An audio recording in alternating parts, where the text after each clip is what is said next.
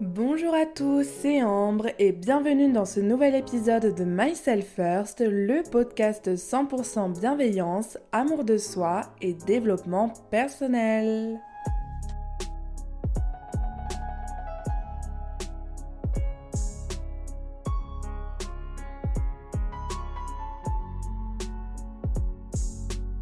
J'espère que vous allez bien. Aujourd'hui, on se retrouve dans un épisode 100% développement personnel puisqu'on va s'attaquer aux 5 accords Toltec, c'est-à-dire la base du développement personnel. Je suis certaine que vous en avez déjà entendu parler, voire même peut-être que vous avez déjà lu le livre de Miguel Ruiz. Donc voilà, c'est un livre, Les 4 accords Toltec, qui a été écrit en 1997. Et puis il y a un 5e accord qui est sorti plus récemment. Et en fait, ces accords, c'est des principes qui sont inspirés de la civilisation ancienne des Toltecs et qui sont là pour nous libérer des croyances de notre enfance. Et voilà, le but, c'est d'arriver à l'amour inconditionnel de soi-même. Ce sont des règles simples à suivre tous les jours pour vivre plus sereinement et changer notre manière de penser. Ces 5 accords, ce sont que votre parole soit impeccable, quoi qu'il arrive, n'en faites pas une affaire personnelle, ne faites pas de suppositions, faites toujours de votre mieux, et enfin, soyez sceptique, mais apprenez à écouter. Dans cet épisode, je vais revenir sur chaque accord et je vais vous expliquer comment je l'applique au quotidien.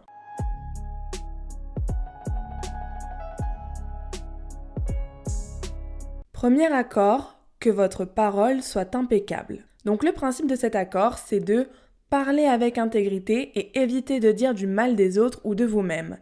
Utilisez votre parole pour répandre la vérité et l'amour. En fait, il faut comprendre que la parole a un pouvoir. Chaque mot que l'on prononce a un impact sur nous, sur les autres, sur l'univers, parce que tout est lié. Et en fait, les paroles répétées, ça devient des croyances. Par exemple, si je me lève tous les matins en me disant que ma vie est nulle et que je suis bonne à rien, et bien effectivement, je vais avoir une journée pourrie et je ne réussirai à rien dans la vie parce que ça va devenir une croyance. Tout ce qu'on dit, ça se réalise, que ce soit en bien ou en mal. Et c'est pour ça que c'est hyper important de dire que des choses positives. Et c'est incroyable parce que je vous jure que les mots, ils peuvent changer une croyance. Moi, j'avais une copine. La meuf, je l'ai rencontrée à Bali, c'est une mannequin, elle est canon, mais elle n'avait pas confiance en elle. Et en fait, moi, quand je l'ai rencontrée, mais je l'admirais tellement, elle avait mon body goal, elle est magnifique, cette meuf. Mais elle n'avait pas confiance en elle et elle faisait que de dire « Oh, je suis moche, oh, regarde, je suis grosse, oh, regarde ça, ça, ça ». Et à chaque fois, elle me parlait de ce qu'elle aimait pas chez elle, de ses imperfections et tout. Et comme elle m'a répété qu'elle était moche, j'ai fini par la croire et j'ai perdu toute l'admiration que j'avais envers elle. Et je l'ai vue comme une fille banale. Alors, elle reste très, très, très jolie, mais à force de me dire qu'elle était moche, j'ai fini par la croire. Et pareil pour vous, si vous répétez aux gens que vous servez à rien, que vous n'êtes pas drôle, que vous êtes nul, etc., ils vont vous croire. Ils vont vous croire et à leurs yeux, vous ne serez plus rien. Et de la même façon que nos paroles ont un impact sur nous, ils ont également un impact sur les autres. Parce que quand on fait des blagues en disant « Ah, t'as un gros nez, oh, t'as pris du poids, oh, machin, machin », et la personne à qui tu dis ça pour rigoler, elle peut vraiment complexer là-dessus. Une parole, un mot, ça réussit à capter toute notre attention et ça peut changer nos croyances et notre façon de percevoir le monde. Il y a des mots qu'on n'oublie jamais, même s'ils ont été prononcés par un inconnu il y a 10 ans. Je vous jure, moi, il y a des phrases de gens qui sont restées dans ma tête alors que ces personnes ne font plus partie de ma vie ou c'est des choses qui m'ont été dites quand j'étais toute petite. Et sur le coup, ça paraît insignifiant, mais en grandissant, c'est vraiment quelque chose, des paroles que j'ai intégrées. Pour que la parole soit impeccable, il ne faut pas l'utiliser contre soi. Donc, il ne faut jamais se critiquer, il ne faut jamais se dévaloriser, même pour rigoler. Vraiment, même pour rigoler. Il faut utiliser la parole pour soi et pas contre soi. Par exemple, au lieu de dire que « Ah, je suis trop moche, je suis pas suffisante, je suis trop grosse, machin », je me complimente. Et je dis ce que j'aime dans ma personnalité, ce que j'aime dans mon corps. Je me félicite des choses dont je suis fière. Un bon exercice, par exemple, c'est de faire des affirmations positives. Il y a plein de vidéos sur YouTube avec des affirmations positives que vous répétez tous les matins. Mes cheveux sont magnifiques, j'ai confiance en moi, je m'aime, etc. Et c'est vrai que répéter tous les jours, surtout le matin quand on se prépare, ça donne une bonne énergie, quoi. Et un autre truc que je fais, c'est que des fois, sans m'en rendre compte, je vais me critiquer. Et tout de suite, je contrebalance. Si je me regarde dans le miroir et je me trouve moche et je me dis ah putain je suis moche, je vais dire non. Non, Ambre, regarde ton corps, il est incroyable ton corps. Bon ok aujourd'hui t'es un peu fatiguée mais tranquille, dis pas que t'es moche. Donc n'utilisez pas la parole contre vous et n'utilisez pas la parole contre les autres non plus. En ce qui me concerne, moi je fais attention à ne pas dire de la merde sur les gens. Je me suis rendu compte de ça il y a quelques jours parce que dans mon groupe de copines là en Italie, il y a une fille, c'est une pick me. Enfin, elle fait pas partie de notre groupe, mais il y a une fille Erasmus là, c'est une pick me. Et on se fout de sa gueule tout le temps, tout le temps, tout le temps. Sauf qu'à un moment, je me suis rendu compte qu'on était juste hyper méchantes. Alors, c'est pas des choses qu'on va lui dire en face, mais toutes les trois, on en rigole quand on a plein de private jokes sur cette fille. Et à un moment, j'ai dit à mes copines, écoutez les filles, en fait, je crois que on est juste hyper méchantes et bah, ce serait peut-être cool qu'on la laisse tranquille, parce que, enfin, j'allais dire, elle nous a rien fait, mais, enfin, bon, bref, c'est compliqué. Mais du coup, maintenant, moi, je ne dis plus rien sur cette fille. Mes deux copines continuent à faire des blagues, et je peux rigoler, ça me dérange pas, mais moi, je ne vais rien dire parce que je veux que ma parole soit impeccable, j'ai peur du karma, et j'ai pas envie d'être méchante. N'oubliez pas que tout ce que vous dites revient vers vous. Si vous envoyez des ondes négatives, vous allez recevoir du négatif. Si vous envoyez de l'amour, vous allez recevoir de l'amour. Si vous faites des compliments, vous allez recevoir des compliments. Ça marche que comme ça. C'est de la réciprocité. Donc, il faut transmettre du positif, pas de jugement, pas de mensonge. Je donne pas mon avis si on me l'a pas demandé. Je répands pas de rumeurs. Je ne colporte pas de gossip qui servent à rien. Je fais en sorte que ma parole soit impeccable. Et alors concrètement, comment faire pour que sa parole soit impeccable ? Eh bien déjà, il faut conscientiser chaque mot. Parce qu'encore une fois, un mot, ça a un poids, ça a une portée, ça a un pouvoir. Et donc, il faut être en capacité de mesurer ce qu'on dit. Il faut repérer dès qu'on dit quelque chose de négatif ou de positif. Et suite à ça, vous pouvez faire des autocorrections. Donc quand vous remarquez que vous dites quelque chose de négatif, arrêtez-vous et reformulez votre pensée de manière plus positive ou du moins neutre. Comme je vous l'ai déjà dit, vous pouvez également faire des affirmations positives. Donc tous les jours, vous répétez des affirmations devant votre miroir ou alors pendant des méditations. N'hésitez pas non plus à faire des compliments. Dès que vous pensez à un compliment, vous le dites. Vous ne posez pas la question, faites le compliment. La base pour que votre parole soit impeccable, c'est la communication. Il faut que vous appreniez à communiquer. Par exemple, au lieu de dire ouais, t'es toujours en retard, tu fais ci, tu fais ça, donc utilisez le tu, essayez d'utiliser le je. Je me sens mal, je me sens humiliée, enfin manquer de respect quand tu arrives en retard. Bref, je vais pas vous faire un cours de communication positive, mais apprenez à parler, apprenez à communiquer de manière plus tranquille, zen. Et je ferai peut-être un épisode si ça vous intéresse sur la communication positive. Évidemment, donc ne pas juger, ne pas dire de choses méchantes, même si on le pense. Éviter les commérages, éviter l'acharnement envers une personne. Chaque jour, apprenez à parler de manière bienveillante envers vous-même et envers les autres. Et un autre truc aussi, imaginez que tout le monde peut entendre ce que vous dites. Si vous critiquez quelqu'un, imaginez que cette personne peut vous entendre. Est-ce que vous auriez le courage de lui dire ça en face ? Est-ce que vous pensez que ce serait agréable pour la personne de vous entendre parler comme ça d'elle ? Donc vraiment, pour que votre parole soit impeccable, dites-vous que chaque chose que vous dites, les gens peuvent l'entendre. Et aussi, imaginez qu'à partir de maintenant, tout ce que vous dites devient réalité. Si vous dites que vous êtes nul, vous allez être nul. Si vous dites que vous êtes belle ou beau, vous allez devenir belle ou beau, ok ? Et pour terminer ce premier accord en beauté, je vais vous donner une citation de Don Miguel Ruiz, donc l'auteur, qui vous permettra d'évaluer facilement la qualité de votre parole. Vous pouvez évaluer le degré auquel votre parole est impeccable à l'aune de l'amour que vous avez pour vous-même. L'intensité de votre amour-propre et les sentiments que vous nourrissez envers vous sont directement proportionnels à la qualité et à l'intégrité de votre parole. Lorsque celle-ci est impeccable, vous vous sentez bien, vous êtes heureux et en paix. En bref, pour savoir si votre parole est impeccable, regardez à quel point vous êtes heureux dans votre vie.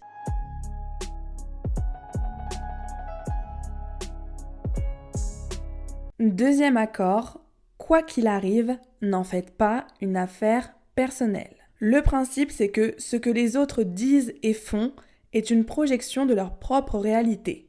Ne prenez pas les opinions des autres comme une vérité personnelle. Cet accord, je l'adore parce qu'il est hyper libérateur. À partir du moment où tu comprends que les gens agissent pour eux et pas contre toi, franchement, t'es libéré. Ta petite personne n'est pas le centre du monde, contrairement à ce que ton ego veut te faire croire. Les opinions des autres, ça ne regarde que les autres. Et chaque personne aura une opinion différente de toi selon le passé que vous avez eu ensemble. Chaque chose qu'une personne te dit ou chaque chose qu'une personne pense de toi, c'est lié à ses croyances, à son fonctionnement, à sa personnalité, mais pas du tout à toi. Ça n'a rien à voir avec toi. Par exemple, si quelqu'un te dit « Ah, mais toi, t'es jaloux parce que je suis plus intelligent, plus riche, plus beau, etc. » Non, non, non. Il pense pas que t'es jaloux. Il fait juste un transfert d'insécurité. Et ça, c'est une technique que j'adore, c'est la technique du miroir. En fait, à chaque fois que quelqu'un te reproche quelque chose, en réalité, le reproche est dirigé contre la personne. Je sais pas trop comment expliquer, du coup, je vais vous donner un exemple. Un jour, j'ai dit à une copine qu'elle prenait trop de place parce que dès que je parlais avec un garçon, elle venait et elle monopolisait toute la conversation. Et en fait, en faisant la technique du miroir, je me suis rendu compte que je ne lui reprochais pas de prendre trop de place. Je me reprochais à moi de ne pas savoir m'imposer. Et là, c'est toute la différence et oh mon Dieu, c'est la clé pour une relation saine. Franchement, à chaque fois qu'il y a une dispute, comprenez que ce n'est pas dirigé contre vous. Ou à chaque fois que vous êtes énervé contre quelqu'un, comprenez que ce n'est pas contre la personne que vous êtes en colère, mais contre vous-même. Quand quelqu'un est énervé contre vous, c'est jamais contre vous. C'est juste qu'il y a une blessure en elle qui a été activée et elle ne sait pas comment la gérer. Et vraiment, cet accord, il permet d'éviter beaucoup de conflits. Donc, la prochaine fois que vous vous disputez ou que quelqu'un vous fait un reproche, soit vous laissez couler parce que ça ne vous concerne pas et donc on s'en fiche, soit c'est une personne à laquelle vous tenez et dans ce cas-là, vous essayez de comprendre sa réaction et vous pouvez poser des questions du genre qu'est-ce que tu me reproches concrètement? Pourquoi ça t'énerve? Qu'est-ce que tu aimerais que je fasse à la place? Qu'est-ce que tu ressens? Etc. Mais surtout, ne vous braquez jamais parce que ça, c'est le début de la fin et ça marche jamais comme ça, les embrouilles. Moi, je trouve que cet accord, c'est vraiment une façon de développer son empathie parce qu'il faut essayer de comprendre le point de vue de la personne qui vous critique. Demandez-vous ce qui pourrait la pousser à parler de vous ainsi. Et puis, comme j'ai dit, quand vous-même vous êtes fâché contre quelqu'un ou contre une situation, au lieu de blâmer les autres, essayez de comprendre pourquoi vous réagissez comme ça. Parce que c'est jamais les autres le problème. Jamais, jamais, jamais. Et c'est un super outil d'auto-analyse. Depuis que je l'utilise, je suis beaucoup moins en conflit et je vous jure, je comprends beaucoup mieux mon fonctionnement. Par exemple, il y a quelques mois, j'ai une copine qui s'est lancée sur les réseaux sociaux et elle a percé avec une vidéo sur TikTok qui a fait plusieurs millions de vues. Et cette vidéo, c'était la théorie sur les red flags. Sauf que cette théorie, c'est ma théorie. Et c'est moi qui lui en ai parlé. Et donc, quand j'ai vu qu'elle avait percé grâce à ma théorie, j'étais super énervée. Et après, j'ai compris, mais Ambre, tu n'es pas énervée contre elle. Tu es énervée parce que toi, tu n'as pas eu le courage de faire une vidéo. Toi, tu n'as pas eu le courage de te lancer sur les réseaux sociaux. Toi, tu aimerais être à sa place. Donc voilà, j'ai évité un conflit en comprenant que ce n'était pas contre elle que j'étais énervée, mais contre moi-même parce que je n'avais pas su faire ce qu'elle avait fait. Un autre truc qui est intéressant avec cet accord, c'est qu'il explique qu'on ne peut pas prendre en compte l'avis des autres parce que chaque personne a une opinion de nous différente selon, donc comme je l'ai dit, selon son système de croyance. Et retenez bien ça, ce que les gens pensent de moi, ça les concerne eux, pas moi. Aujourd'hui, il y a des gens qui m'adorent. Aujourd'hui, il y a des gens qui m'apprécient. Il y a des gens qui m'aiment pas. Mais pourtant, moi, je reste la même. Donc, quel avis je dois prendre en compte pour savoir si je suis une bonne personne ou pas? Eh bien, aucun. C'est impossible. Si tu demandes à chaque personne que je connais ou que j'ai côtoyé ce qu'elle pense de moi, elles vont toutes répondre un truc différent. Donc, on s'en fout de ce qu'elles pensent de moi. Il existe autant de versions de nous que de personnes qui nous connaissent. Alors évidemment, quand c'est ma famille ou des amis proches, leur avis m'apporte un peu plus, mais encore une fois, ce que les gens pensent de toi, ça n'a rien à voir avec toi, mais avec eux. Par exemple, si tu rends un service à ton boss, tu vas être la meilleure employée parce que tu as servi ses intérêts à lui, ok? Et si le lendemain, ton patron est de mauvaise humeur et que toi t'arrives en retard, et ben là, t'es à deux doigts de te faire virer parce que lui est en colère. Et c'est pas le bon jour pour lui, en fait. Donc, quoi qu'il arrive, n'en fais pas une affaire personnelle. Parce que les gens sont trop centrés sur eux pour avoir le temps et l'énergie et l'envie de faire les choses pour toi ou contre toi. Et là, vous allez me dire, ah, mais il y a des gens qui sont vraiment gentils, ils sont vraiment serviables, ils ont le cœur sur la main, ils attendent rien en retour et tout. Ok, Mère Teresa, mais moi j'y crois pas. Les croyants, ils sont généreux envers les pauvres parce qu'ils veulent aller au paradis. Ton camarade de classe, il te laisse tricher sur lui en cours parce qu'il est amoureux de toi. Ta coloc, elle est partie faire les courses à ta place parce qu'elle a un besoin de reconnaissance. La petite fille, elle est polie et gentille parce qu'elle veut la validation de son père. Je suis désolée, c'est un avis personnel, mais pour moi, aucune action n'est réalisée sans recherche d'intérêt personnel. Et ça d'ailleurs, c'est la théorie de la main invisible d'Adam Smith qui explique que la recherche des intérêts particuliers aboutit à l'intérêt général. C'est un concept en économie qui est super intéressant. Et il y a cette citation, ce n'est pas de la bienveillance du boucher, du brasseur ou du boulanger que nous attendons notre dîner, mais de leurs soucis, de leur intérêt propre. En fait, ce qu'il explique, c'est que par exemple, si tu as de la bonne viande, c'est pas parce que ton boucher, il a envie que tu manges bien, c'est parce qu'il sait que s'il t'offre de la bonne viande, tu vas revenir chez lui et donc il pourra se faire de l'argent comme ça. Et en fait, en pensant de manière égoïste, on aboutit au bien-être collectif. Donc c'est une théorie que j'adore, qui m'a servi quand j'ai passé mes concours en prépa. Et je me suis dit que fallait que je rentabilise les 2 ans de prépa, donc je vous en parle aujourd'hui. Et donc comprenez bien que les gens sont centrés sur eux et que c'est pas forcément quelque chose de négatif ou quoi, mais que ne prenez rien personnellement. Par exemple, une même situation peut avoir 2 conséquences différentes selon la personne. Genre, si tu fais une remarque à quelqu'un, soit la personne elle se vexe car elle se sent dévalorisée, soit la personne elle le prend pas personnellement et genre il n'y a pas d'embrouille quoi. Mais donc dans les 2 cas, ça n'a rien à voir avec toi. C'est la façon dont la personne prend l'information, c'est selon ses traumas, ses croyances, sa personnalité, etc. Mais rien à voir avec toi. Pour résumer et conclure le deuxième accord Toltec, je vais encore vous donner une citation de Don Miguel Ruiz. Ce que vous pensez, ce que vous ressentez, c'est votre problème, pas le mien. C'est votre façon de voir le monde. Cela ne me touche pas personnellement parce que vous n'êtes confronté qu'à vous-même, pas à moi. D'autres auront une opinion différente, selon leur système de croyance. Ce que les autres disent et font n'est qu'une projection de leur propre réalité.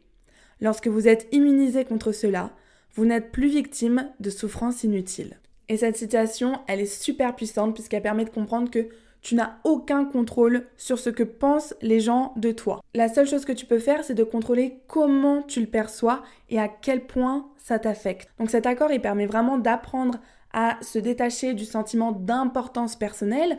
Il met en avant le fait qu'il faut briser son ego et arrêter de tout prendre pour soi ou contre soi. Et en fait, on gagne énormément en liberté quand le regard extérieur, ça ne nous importe plus. Quoi qu'il arrive, n'en faites pas une affaire personnelle.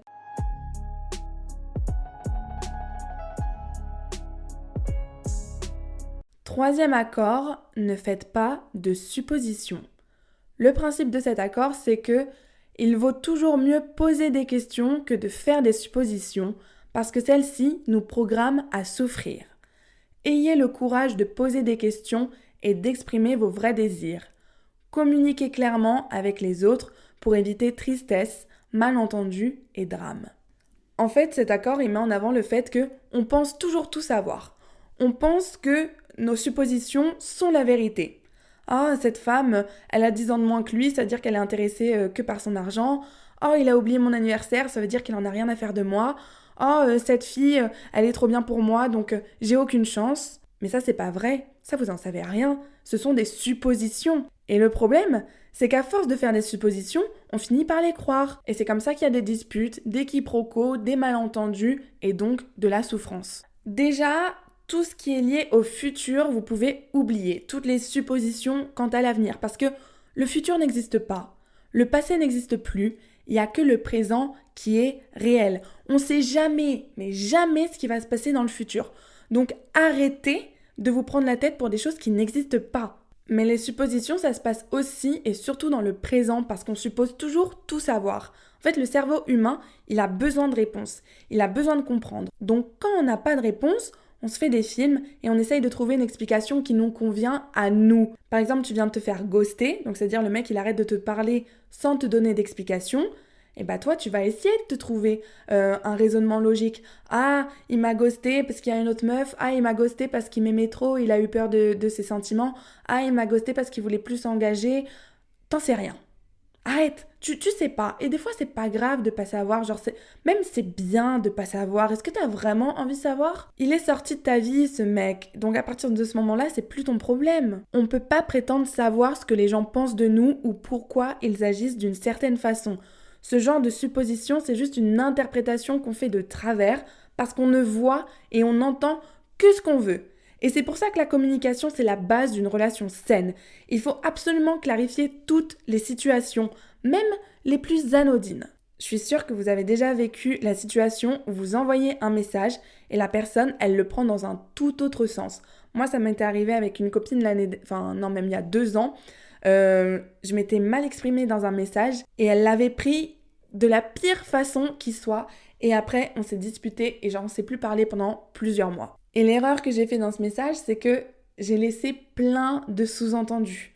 Donc elle les a interprétés à sa façon, c'est-à-dire de manière négative parce que le contexte entre elle et moi était un peu tendu.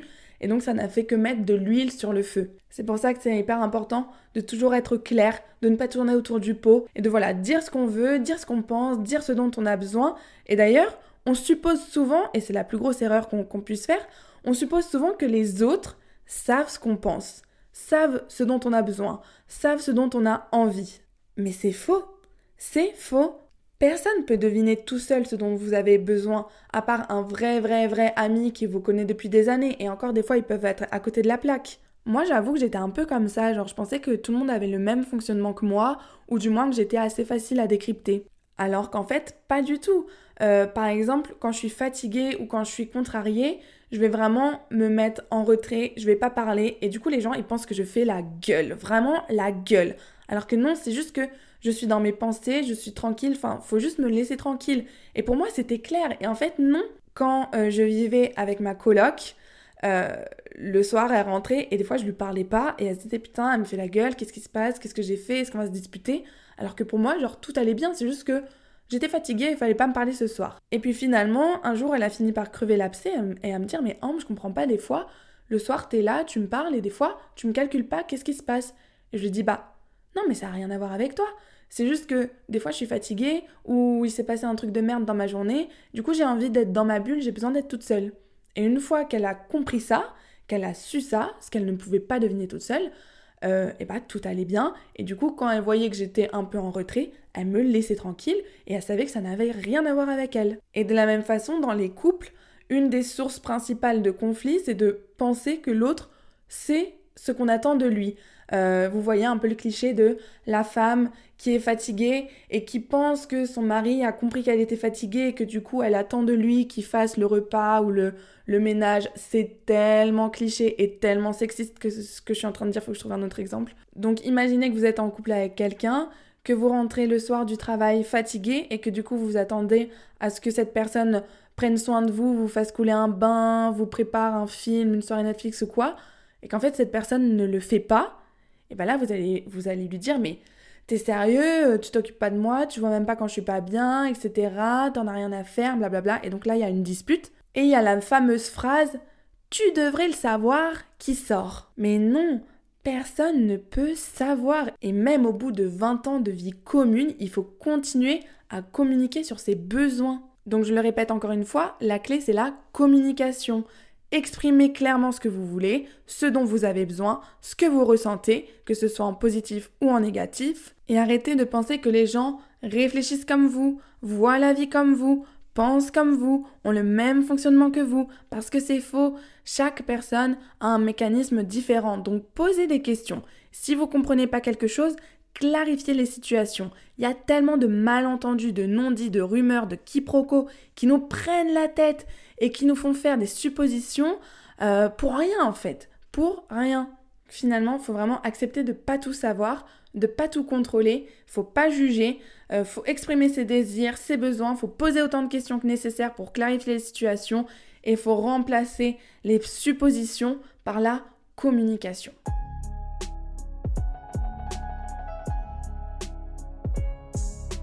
Quatrième accord, et c'est mon préféré, faites toujours de votre mieux. Faire de son mieux, c'est faire que chaque tâche que vous réalisez, vous la réalisiez en donnant le meilleur de vous-même. c'est être concentré sur le présent, être totalement absorbé par ce que vous faites et le faire bien. Alors attention, votre mieux, il est variable d'un jour à l'autre, d'une minute à l'autre même. Parce que si vous êtes malade, vous ne serez pas capable de faire les mêmes choses que si vous êtes au top de votre forme. Pareil, si vous êtes fatigué, si vous avez appris une mauvaise nouvelle, etc., votre mieux fluctue constamment. Donc, il ne faut surtout pas chercher à le comparer. Quand je vais faire mon footing, par exemple, des fois, je suis capable de courir 15 km. C'est mon mieux, c'est mon max, je suis au top de la forme. Mais 2 jours plus tard, je peux courir seulement 10 km parce que j'ai des courbatures, parce que mon corps est fatigué et j'ai pas envie de le forcer. L'idée, c'est vraiment pas de tout donner, de cramer son énergie, etc., mais de faire de son mieux. Des fois, ton mieux, c'est 20 squats, des fois, ton mieux, c'est 10 squats, des fois, ton mieux, c'est 1 heure de lecture, des fois, ton mieux, c'est 20 minutes de lecture. Bon, c'est pas grave du moment que t'as fait de ton mieux. Le but, c'est vraiment de chercher à s'endormir tous les soirs en se disant « Aujourd'hui, j'ai fait de mon mieux, j'ai donné le meilleur de moi-même et j'en suis fière. » Faire de son mieux, c'est faire ce dont on est capable à un moment T. Ni plus pour pas s'épuiser, ni moins pour éviter tout ce qui est frustration et regret. C'est vraiment une posture de bienveillance sur soi-même, en trouvant le juste milieu entre la procrastination et des objectifs qui sont totalement inatteignables. Et j'insiste sur le fait qu'il ne faut vraiment pas émettre de jugement envers soi-même parce que toute progression passe par des phases de récession. Même les athlètes de haut niveau vous le diront. Par exemple, moi, hier, j'ai fait une crise de boulimie. Je vous ai dit que j'avais réglé mes TCA et ça fait des mois que j'ai pas fait de crise de boulimie. Mais là, waouh! Je vous jure, ce matin, je me suis réveillée, j'étais pas bien parce que je me suis dit « tu repars dans tes troubles du comportement alimentaire, qu'est-ce qui se passe ?» Mais en fait, c'est pas grave. Ça fait partie du processus de guérison. Finalement, c'est une seule crise que j'ai faite en plusieurs mois, alors qu'avant, c'était une crise par jour, tous les jours de la semaine. Et puis, j'ai aussi compris que c'est mon corps qui m'envoyait un message, parce que quand je fais une crise de boulimie, c'est que j'ai du stress, c'est que j'ai de la frustration, c'est qu'il y a quelque chose qui va pas, et du coup, je me jette sur la nourriture. Et donc, j'ai réussi à analyser ce qui n'allait effectivement pas, genre, quelles étaient mes sources d'angoisse. Et donc, ça m'a permis de relativiser, de ne pas juger cette crise de boulimie, et de repartir sur des bases beaucoup plus saines. Faire de son mieux, c'est vraiment mon accord Toltec préféré parce que je le conjugue avec la loi du détachement. Ça veut dire qu'une fois que je sais que j'ai fait de mon mieux, je laisse l'univers prendre le relais parce que je sais que je peux rien faire de plus. La loi du détachement, c'est vraiment ce truc de poser une intention et ensuite se détacher du résultat. Il ne faut pas essayer de contrôler, il ne faut pas essayer d'y arriver à tout prix, il ne faut pas se mettre de la pression quant au résultat. Non, il faut faire de son mieux. Et ensuite, si ça doit venir, ça viendra. En ce moment, je suis en train de chercher un stage pour la rentrée prochaine et j'ai passé un entretien. J'ai donné le meilleur de moi-même et j'ai pas été prise. Bon, pas de regret parce que je sais que j'ai fait de mon mieux. Et je sais que si j'ai pas été prise, c'est qu'il y a quelque chose d'encore plus grand qui m'attend autre part. Donc j'agis vraiment pour le plaisir, sans rien attendre en retour, parce que c'est une fois que tu lâches prise que les résultats arrivent. Par exemple, mes boutons. Je vous jure, j'ai commencé l'année avec des plaques de boutons, je sais pas, j'ai une poussée d'acné, un truc de malade mental. Et c'était une obsession, vraiment, c'est devenu une obsession, je ne pensais qu'à ça. Et puis à un moment, je me suis dit, mais Ambre, là, t'as changé ton alimentation, tu prends des antibiotiques, tu mets les crèmes adéquates, tu te fais soigner par un dermatologue. Ok, tu ne peux rien faire de plus. Donc il va falloir lâcher prise sur ces boutons parce que ils vont partir. Et s'ils partent pas, tu trouveras une autre solution à un autre moment, mais là, tu fais déjà de ton mieux. Donc, laisse couler, lâche prise, loi du détachement. Et à partir de ce moment-là, mes boutons ils sont partis. Et donc concrètement, comment faire de son mieux ? Chaque jour, donnez-vous des objectifs qui sont atteignables, qui sont simples, qui sont quantifiables et qui vous permettront d'améliorer votre satisfaction. Faites-vous des petites to-do list, comme je vous en avais déjà parlé dans mon dernier épisode. Et le soir, vous devez vous coucher en ayant tické toutes les cases. Vous pouvez aussi essayer de voir les domaines de votre vie dans lesquels vous êtes insatisfait et dans lesquels vous aimeriez progresser. Et donc, vous allez mettre votre énergie là-dedans en faisant de votre mieux, mais sans vous mettre de pression parce qu'encore une fois, pas de jugement. Chi va sano, va piano... Non, c'est pas ça. Mais attendez, j'ai plus l'expression là. Chi va piano, va sano. Et chi va sano, va lontano. Et le petit accent italien.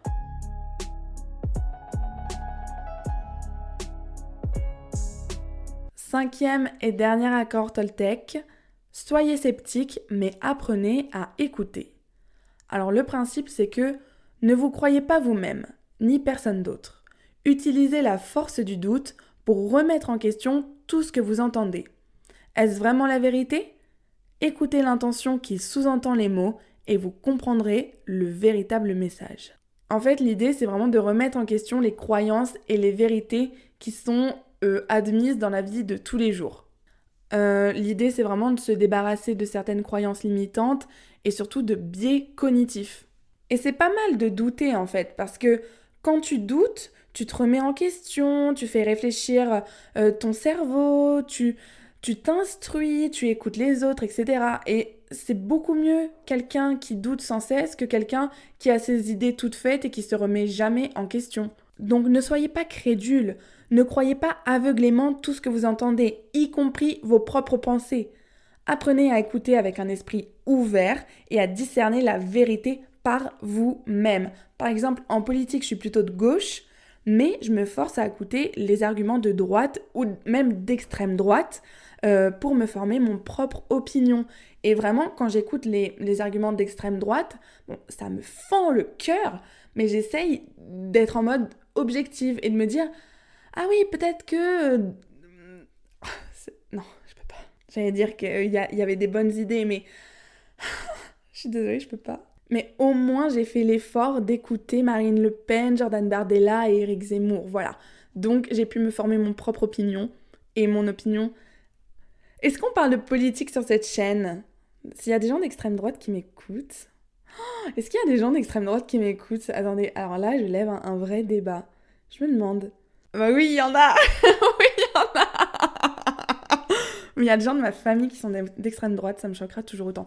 Bon bref, là je fais une parenthèse qui n'a rien à voir.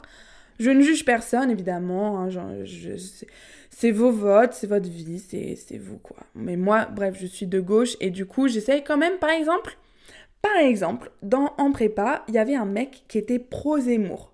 Et bah, moi, ça m'intéressait de ouf de parler avec lui et de lui dire « Mais pourquoi tu votes Zemmour ? C'est quoi ce que tu aimes dans son programme ?» Et j'ai écouté de manière très attentive. Il n'y avait aucun jugement. C'était de la pure curiosité et c'était super intéressant. Donc, je vous invite à faire ça. Quand quelqu'un n'est pas d'accord avec vous, essayez de comprendre vraiment son point de vue sans émettre aucun jugement. Ne vous braquez pas, n'essayez pas de le faire changer d'avis. Il faut être sceptique tout en écoutant. C'est vraiment la règle de cet accord. Et concrètement, comment être sceptique tout en écoutant ? Par exemple, au travail, si un collègue partage une information, au lieu de la prendre pour argent comptant, posez des questions pour mieux comprendre et pour valider la véracité de ses propos. Dans la famille, lorsque quelqu'un partage des histoires ou des opinions, écoutez attentivement sans juger et prenez le temps de réfléchir avant de réagir ou de répondre.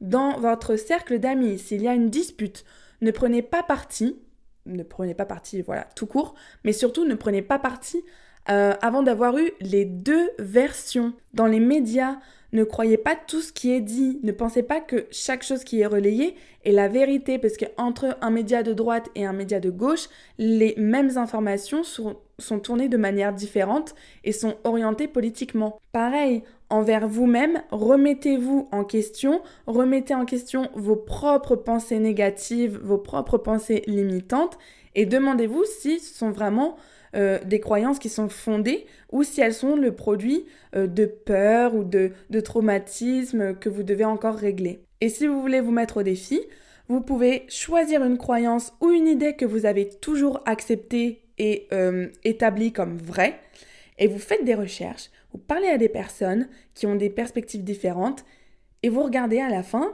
est-ce que cette croyance, elle tient toujours ? Et c'est vrai que c'est un accord très important parce que en étant sceptique tout en apprenant à écouter, vous allez développer cette attitude qui vous permet un peu de naviguer à travers les informations, les interactions humaines, tout en discernant le vrai du faux, tout en étant quelqu'un avec une extrême sagesse, on va dire. Donc, c'est vraiment un accord qui vous invite à vivre de manière authentique, en vous détachant des croyances, des jugements, des clichés, des stéréotypes, et en restant ouvert, en restant réceptif aux vérités, à la vision des autres et du monde qui vous entoure, Et ça, c'est beau parce que ça témoigne d'une certaine ouverture d'esprit qui est très importante, je trouve, aujourd'hui.